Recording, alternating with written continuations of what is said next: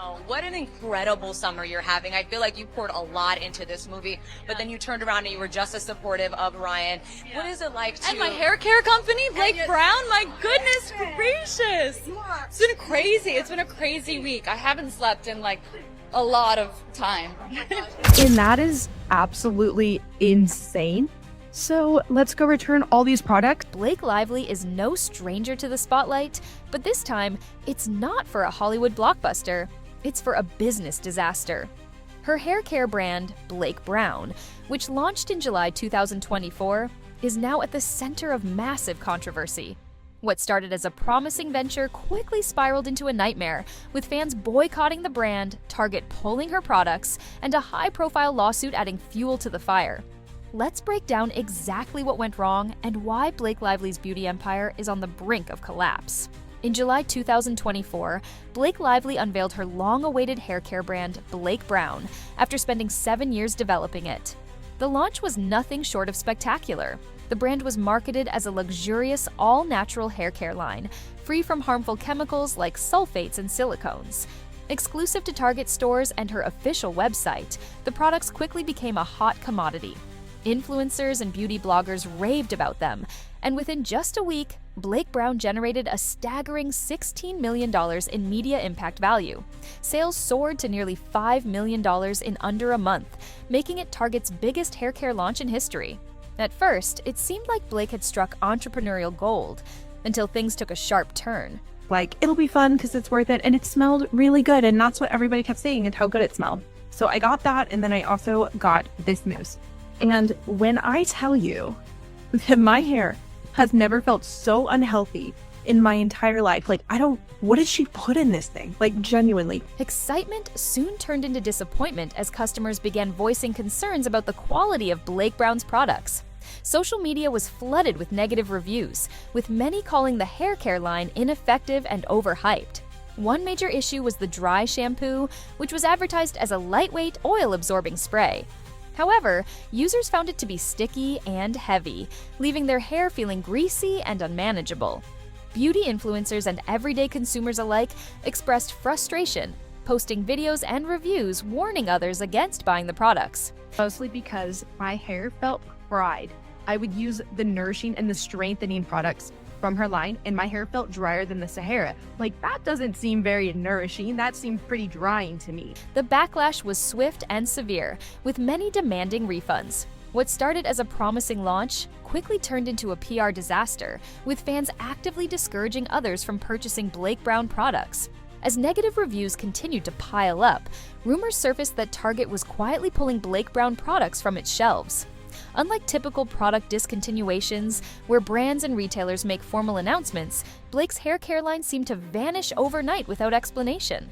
Customers visiting Target noticed that the once prominent Blake Brown displays were gone, sparking speculation about the retailer cutting ties.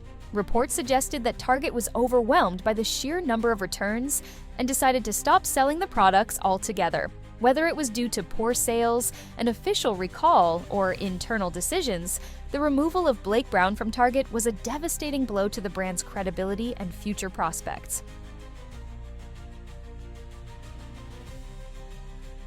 As if product failures weren't enough, Blake Lively found herself entangled in a major legal battle with actor and producer Justin Baldoni.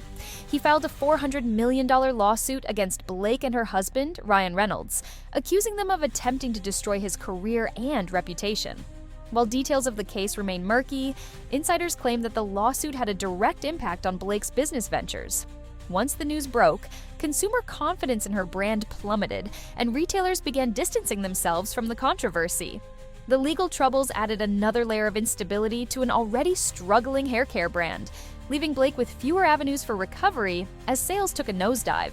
Which showed a very different meaning than the snippets that Blake Lively put in her complaint, and that what in fact happened was Justin didn't harass Blake. Blake was interested in wresting control of this movie away from Justin, who was the director and the producer. She was just an actress in it, and used threats and coercion and bullying to do it. The lawsuit couldn't have come at a worse time. Reports indicated that after Baldoni's accusations became public, Blake Brown's sales dropped by a staggering 87%. The controversy led to widespread hesitation among potential buyers, with many unwilling to support a brand linked to such a high-profile legal dispute. Even customers who had initially enjoyed the products began reconsidering their purchases. With sales in free fall, major retailers who once backed Blake's brand started retreating, leaving her with little support. The financial hit was catastrophic, pushing Blake's business to the brink of collapse and making it nearly impossible for her to recover from the already mounting backlash. And this thing is getting even more bizarre. One of the key allegations in her complaint against Justin Baldoni, she writes, on another occasion, Mr. Baldoni and Ms. Lively were filming a slow dance scene for a montage in which Mr. Baldoni chose to let the camera roll and have them perform the scene, but did not act in character as Ryle. At one point, he leaned forward and slowly dragged his lips and down her neck. Mr. Baldoni was caressing Ms. Lively with his mouth. When Ms. Lively later objected to this behavior, Mr. Baldoni's response was, "I'm not even attracted to you." Well, guess what? And you can hear Blake Lively and Justin Baldoni interacting as themselves. No such moment is shown. They're acting like lovers. And my nose is so big. That's her big harassment moment. They are playfully acting. She's completely flirtatious with him. He is flirtatious back, but they're talking about their spouses. She doesn't say, "Oh my God, you nuzzled me and said that I smell good." She, like, time and time again, she accuses him of doing something, which then when you hear the full context, she said, he came in my trailer while I was breastfeeding. Well, then he produced the text messages showing her saying, "I'm breastfeeding, come on over." She accused his producing partner of showing her pornography, absolutely non-pornographic. Can't see any body parts. You can just see that two people clearly are in a bathtub holding their baby. You tell me whether that's what that looks like to you. She wants us to believe this is actionable harassment. Instead of focusing on damage control, Blake made a major marketing misstep. While promoting the upcoming movie It Ends With Us, in which she stars, she chose to plug her hair care brand during press interviews. Given that the film is based on a novel about domestic violence, fans found her product placement incredibly inappropriate. Rather than addressing the movie's serious themes, Blake repeatedly steered conversations toward her struggling hair care line. Many viewed this as tone-deaf, calling her out for using an emotionally charged platform to sell shampoo.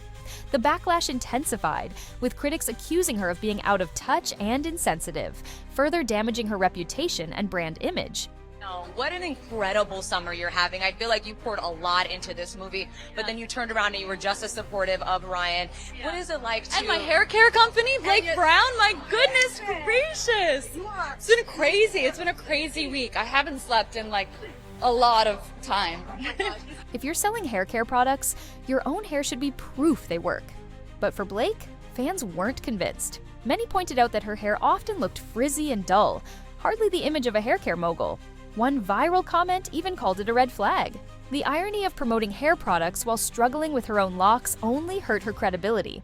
Behind the scenes, things were just as messy.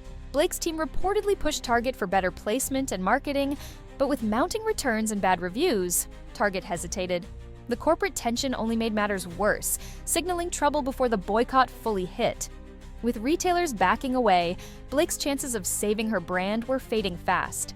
Where she filed her lawsuit against him, saying this is all retaliatory and asking the court to shut him and Brian Friedman up because they're trying to try this case in the media. The only reason this whole thing got started before she filed the lawsuit, she clearly cooperated with the New York Times to leak the whole thing. Indeed, that's, Brian argues, the reason she went and filed the complaint with the Human Rights Division. She alleges that she's a Me Too victim there. That's absurd. The final blow came when frustrated consumers launched a full-scale boycott. Social media flooded with calls to return Blake Brown products and avoid buying them. Influencers who once hyped the brand began warning their audiences against it. The power of social media accelerated Blake Brown's downfall, proving how quickly one bad launch can turn into a crisis. Losing influencer support meant Blake lost one of the beauty industry's biggest marketing tools. Now, Blake faces a make-or-break moment. A sincere apology and a full product reformulation are crucial. A rebrand, perhaps a Blake Brown 2.0, may be her only shot at redemption. If she doesn't act fast, her beauty empire could end before it even truly begins. Do share your thoughts in the comments, and don't forget to like, share, and subscribe. See you in the next one.